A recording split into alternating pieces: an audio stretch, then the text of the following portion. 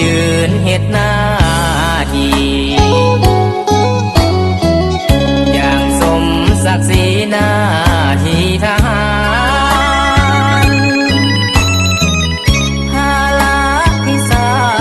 สตร์มอบหมายแม้นตายอายบ่ได้ยานเมื่อศาสตร์ต้องการทหารต้องไป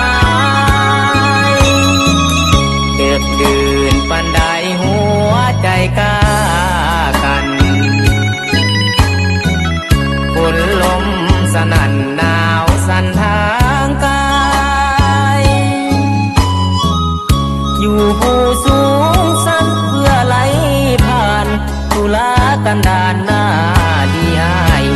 ยิ่งคิดฮอดหลายย่านน้องจะโลฝากใจผ่านสื่อมือถือมาหายินเสียงว่าจะน้องว่าเป็นห่วงดีใจหลายเด้แนวหน้าแนวหลังน้องยังห่วงยิ่งหักยิ่งห่วงห่วงชาติห่วงนางด้วยใจคืนฟ้าเหน็บหนาวแส